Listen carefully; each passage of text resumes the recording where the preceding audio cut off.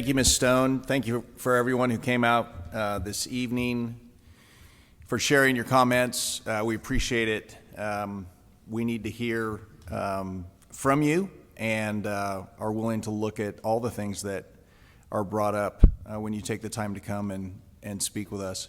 I just want to make this quick. Today we had one session in our work session about graduation rates for the class of 2025. It was up over 1% to 85.7%, the highest in over 10 years. We're crawling back from the COVID years, but we're not without headwinds. But I want to put a shout out to all of our teachers and all of those who support our teachers.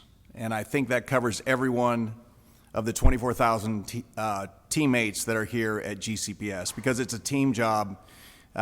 Nobody does this on their own. No principal does this on their own. No teacher, no staff member. It is truly a team effort, and I just want to say I'm proud of the work that we've done, and that we're not finished, and we'll continue to see that and work to see that number increase. Congrats to our schools that had over a 90%, which is our desired KPI for 2027 for all of our schools. And so it's exciting to see that many of them are at that level and will strive to maintain that. The last thing I want to say is concerning East Blost.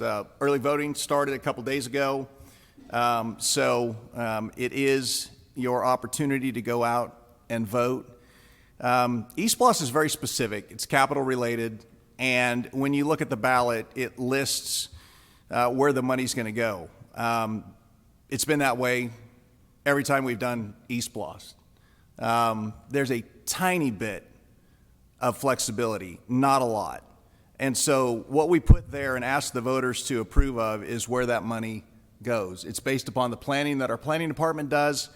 Our planning department is really, really good. Not perfect, but really, really good. And they hit their mark or hit within a close proximity of their mark most of the time.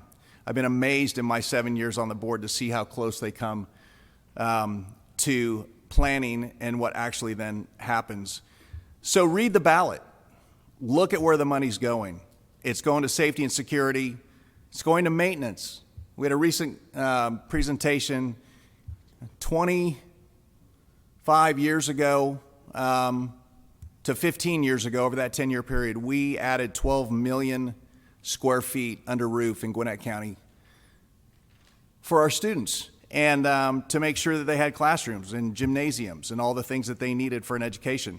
Some of those, half of that square footage basically is 20 years old or more, and over the next 5 years, the rest of it is going to be 20 years old. Who hasn't replaced an air conditioner or a roof or done the various things on their home in the last 20 years? We are not growing like we used to, so you're not going to see a list of a lot of new buildings, but you are going to see maintenance.